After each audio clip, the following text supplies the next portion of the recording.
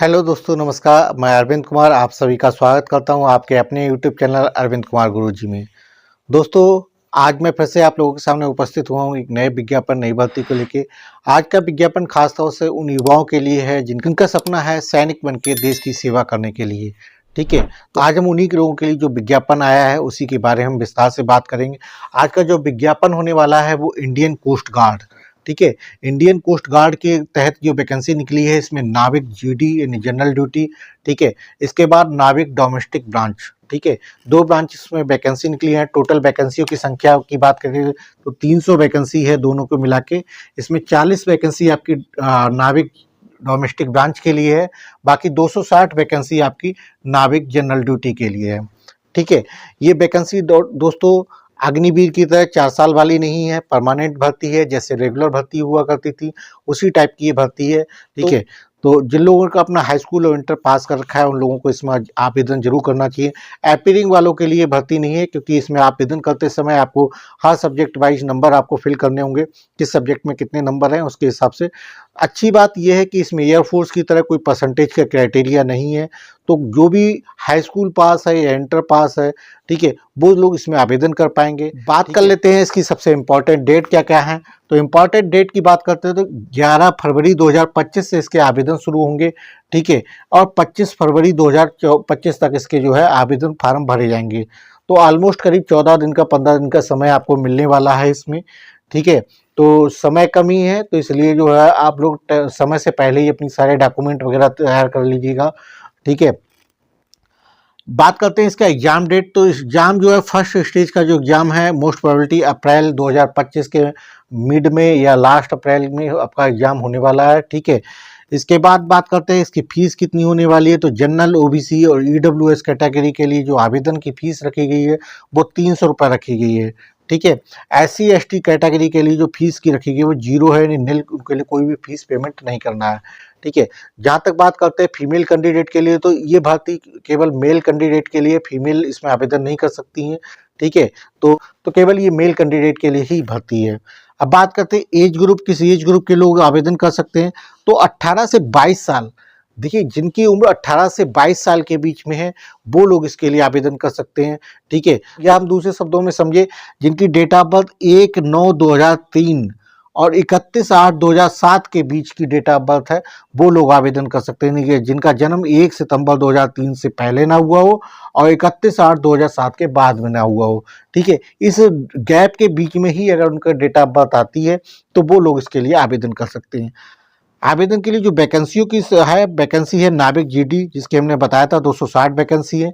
इसके लिए जो योग्यता मांगी गई है वो 12th पास मांगी गई है।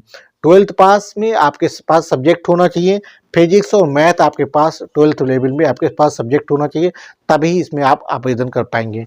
ठीक है, दूसरी जो भर्ती निकली है नाविक डोमेस्टिक ब्रांच के लिए, इसमें 40 वैकेंसी हैं। इसके लिए कोई भी किसी भी स्ट्रीम में आपने 10th पास कर रखा है तो भी आप इसके लिए आवेदन कर सकते हैं।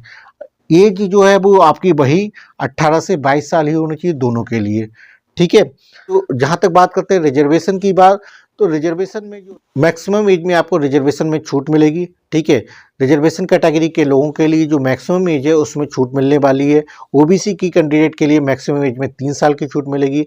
एससी एसटी कैटेगरी के बंदों के लिए जो है मैक्सिमम एज में 5 साल की छूट मिलने वाली है। अगर कोई युवा जो है ओबीसी कैटेगरी का है तो 25 साल तक वो अपना आवेदन कर सकता है इसके लिए। ठीक है, अगर कोई बंदा एससी एसटी कैटेगरी के अंतर्गत है तो वो 27 साल मैक्सिमम एज तक इसमें आवेदन कर पाएगा। ठीक है, अब बात करते हैं सिलेक्शन प्रोसेस की। तो सिलेक्शन प्रोसेस की बात करते हो, इसका सिलेक्शन देखिए 4 चरणों में कंप्लीट होने वाला है। ठीक है, 4 चरणों के नाम सुन के आप लोग घबराइएगा मत, एक एक स्टेप को हम बिल्कुल क्लियरली आपको आसान शब्दों में बताएंगे। ठीक है, आइए सबसे पहले हम फटाफट आपको बताते थे स्टेज फर्स्ट। स्टेज फर्स्ट क्या होगा, जिसमें आपका सीबीटी होगा। सीबीटी यानी कंप्यूटर बेस्ड ऑनलाइन टेस्ट होगा इसमें। ठीक है, इस ऑनलाइन टेस्ट होने से पहले आपको जिस भी सेंटर पे जाएंगे वहाँ आपको डॉक्यूमेंट वेरिफिकेशन होगा। डॉक्यूमेंट वेरिफिकेशन में बेसिकली चेक किया जाएगा जो आपने आईडी कार्ड नंबर अपने फॉर्म भरते समय जो डिटेल फीड करी है, ठीक है, वो डिटेल आपके फॉर्म में जो फिट करी वो आपके उस डॉक्यूमेंट से मैच कर रही है या नहीं कर रही है, इस चीज़ का आपका डॉक्यूमेंट वेरिफिकेशन होगा। वहीं पे आपका बायोमेट्रिक्स हो कराया जाएगा, ठीक है। बायोमेट्रिक के बाद आपको सीबीटी एग्जाम कराया जाएगा, ठीक है। इस सीबीटी एग्जाम जो है इसमें 2 सेक्शंस होंगे, ठीक है, सेक्शन 1 और सेक्शन 2। सेक्शन 1 अगर आप नाविक डोमेस्टिक ब्रांच के लिए आवेदन करना चाहते हैं तो आपको केवल सेक्शन 1 ही देना है, ठीक है। अगर आप नाविक जीडी के लिए आवेदन करना चाहते हैं तो आपको सेक्शन 1 और 2 दोनों देने पड़ेंगे, ठीक है। अब बात करते हैं कि आपके मन में प्रश्न होगा ये सेक्शन 1 और सेक्शन 2 क्या बला है, ठीक है। तो इन बलाओं से भी हम आपको अवगत कराते हैं फटाफट। तो सेक्शन 1 की बात करते हैं तो सेक्शन 1 में जो पेपर आपका होने वाला है वो 60 नंबर का पेपर होने वाला है, जिसमें मैथ आपका 20 नंबर का आएगा, साइंस आपका 10 नंबर का आएगा, इंग्लिश आपका 15 नंबर का आएगा, ठीक है, रीजनिंग आपका 10 नंबर का आएगा, जीके आपका 5 नंबर का आएगा, ठीक है। तो टोटल इस तरह आपका 60 नंबर का होने वाला है। टाइम पीरियड इसके लिए आपको 45 मिनट का मिलेगा, ठीक है। इसका जो सिलेबस होगा वो 10th लेवल का होगा, नहीं 10th लेवल के ही सारे सब्जेक्ट से रिलेटेड जो है सारे सब्जेक्ट में आपके क्वेश्चंस पूछे जाने वाले हैं, ठीक है। बंदा नाविक जीडी के लिए आपने जनरल ड्यूटी के लिए आवेदन करना चाहता है तो उसके लिए सेक्शन 2 भी होगा, ये सेम डे ही होने वाले हैं। सेक्शन 1 और सेक्शन 2 दोनों सेम डे ही पेपर होंगे, ठीक है। उसके लिए मैथ के 25 क्वेश्चन आएंगे सेक्शन 2 में, और फिजिक्स का 25 क्वेश्चन आएंगे, यानी टोटल 50 क्वेश्चन उसके लिए आने वाले हैं उसमें, ठीक है। इसके लिए जो टाइम मिलेगा वो 30 मिनट्स का मिलेगा। इसका जो सिलेबस का होगा वो 12th लेवल के होगा, ठीक है।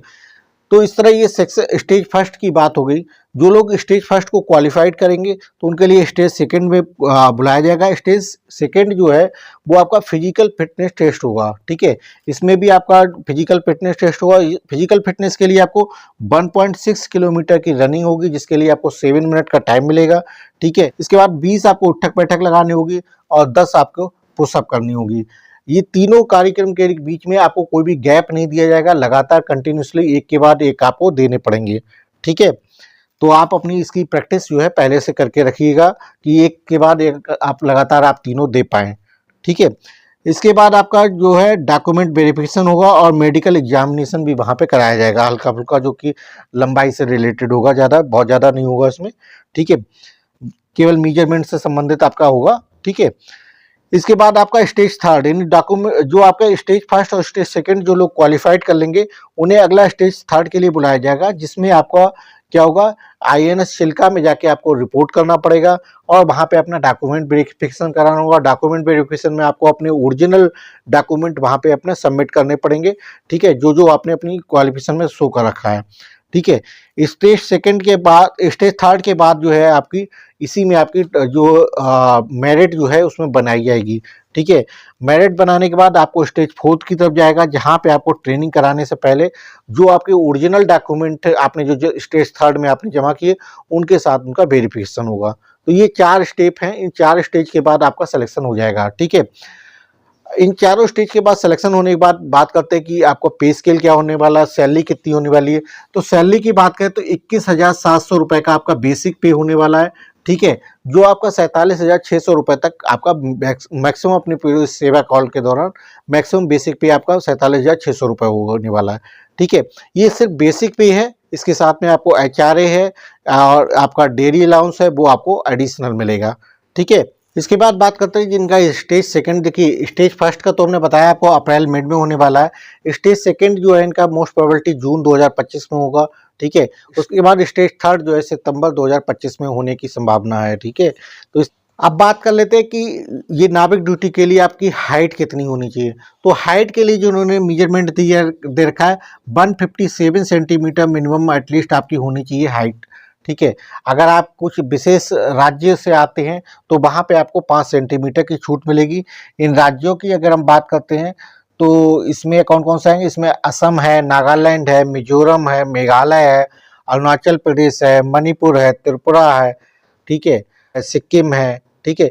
इन एरिया से या अंडमान निकोबार द्वीप समूह से अगर आप आते हैं तो आपको मैक्सिमम जो हाइट है उसमें 157 सेंटीमीटर में आपको 5 सेंटीमीटर का रिलैक्सेशन दिया जाएगा।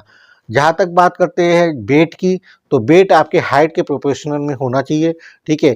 चेस्ट की बात करते हैं तो चेस्ट में आपका 5 सेंटीमीटर का फुलाव होना चाहिए आपका, ठीक है। नॉर्मल चेस्ट जो भी है उसके बाद आपको 5 सेंटीमीटर का आपका फुलाव के साथ अपना होना चाहिए, एक्सपेंशन होना चाहिए उसका, अब बात करते हैं इसके लिए आपको क्या-क्या बेनिफिट्स और मिलने वाले हैं, ठीक है? जैसे हम कि सैलरी की बात करते हैं तो इसमें सैलरी जो आपकी 21,700 रुपए बेसिक पे होने वाली है, साथ में आपका डीए मिलेगा और एचआरए आपका मिलने वाला है, ठीक है? इन केस आपको कोई गवर्नमेंट अकोमोडेशन मिलता है तो आपको उस समय एचआरए नहीं मिलेगा तो गवर्नमेंट अकोमोडेशन में आपको रहना पड़ेगा, ठीक है? जहाँ पे गवर्नमेंट अकोमोडेशन नहीं मिलेगा वहाँ आपको एचआरए दिया जाएगा आपके लिए और आपकी फैमिली के लिए, ठीक है? इसके साथ-साथ में हम और बात करते हैं तो 45 दिन की आपको इसमें अर्न लीव मिलेगी, ठीक है? 8 आपकी कैजुअल लीव मिलेंगी प्रत्येक साल, ठीक है? 45 दिन की आपको अर्न लीव मिलेंगी प्रत्येक साल और 8 आपको कैजुअल लीव हर साल मिलने वाली है, ठीक है? इसके अलावा एलटीसी आपको लीव ट्रैवल का कंसेशन जो है वो आपके लिए, आपकी फैमिली के लिए और डिपेंडेंट के लिए जो भी गवर्नमेंट के रूल्स हैं उसके हिसाब से आपको मिलेगा, ठीक है? इसके बाद आपका कंट्रीब्यूशन पेंशन स्कीम, सीपीएस और ग्रेच्युटी रिटायरमेंट आपका ये भी आपको मिलने वाला है। कैंटीन की फैसिलिटी आपको और इसके अलावा लोन की जो फैसिलिटी हैं वो भी आपको मिलने वाली हैं, ठीक है? इसके अलावा ECHS medical facility after retirement की भी मिलने वाली हैं, ठीक है? इंश्योरेंस कवर की बात करते हैं तो 75 लाख रुपए का इंश्योरेंस कवर आपको रहने वाला है, ठीक है? ये केवल पर्सनल एप्लीकेबल रहेगा। इसके अलावा बात करते हैं कि आपको आवेदन कहाँ करना है, तो आवेदन के लिए वेबसाइट आपको स्क्रीन पे दिख रही होगी। इस वेबसाइट पे आप इन दोनों वेबसाइट के लिंक पे किसी पे आप जाके आवेदन कर सकते हैं अकॉर्डिंग टू योर पोस्ट, जिस पोस्ट के लिए आप आवेदन करना चाहते हैं। ठीक है दोस्तों, ये था हमारा आज का विज्ञापन इंडियन कोस्ट गार्ड के बारे में। हमने इसके हर एक पहलू को जानने की कोशिश करी, ठीक है? आपको हर एक छोटी से छोटी बात बताने की कोशिश करी। फिर भी अगर इसमें कोई आपके मन में ऐसा क्वेश्चन रह गया हो जो हमारे बताने से छूट गया हो, तो आप मुझे कमेंट बॉक्स में ज़रूर पूछ लीजिएगा, आंसर आपको कमेंट बॉक्स में ज़रूर मिल जाएगा, ठीक है? जो लोग मेरे चैनल पे पहली बार आए हैं, उन लोगों से आग्रह है कि प्लीज़ मेरे चैनल को सब्सक्राइब कर लीजिएगा, लाइक, कमेंट और शेयर करिएगा अपने व्हाट्सएप ग्रुप और मित्रों के साथ, ताकि भविष्य में जो भी आपके पास इस चैनल पे नया नोटिफिकेशन आए, उसकी जानकारी आप तक पहुँच सके, ठीक है? और जो लोगों ने मेरे चैनल को पहले से सब्सक्राइब कर रखा है, उन लोगों से आग्रह है कि इसी तरह अपना प्रेम बनाए रखिएगा, क्योंकि आपके सपोर्ट की बहुत आवश्यकता है। बगैर आपके सपोर्ट से कोई मोटिवेशन नहीं मिलता है, ठीक है? तो मोटिवेशन के लिए आप अपना सपोर्ट इसी तरह बनाए रखिएगा। ज़्यादा से ज़्यादा अपने दोस्तों या दोस्तों और व्हाट्सएप ग्रुप में अपना शेयर करिएगा, ठीक है? ठीक है दोस्तों, फिर मिलेंगे। अपना ख्याल रखिएगा, तैयारी दुरुस्त रखिएगा किसी और नए वीडियो में, नई भर्ती के साथ। तब तक आप अपना ख्याल रखिएगा। बहुत बहुत धन्यवाद। Thank you.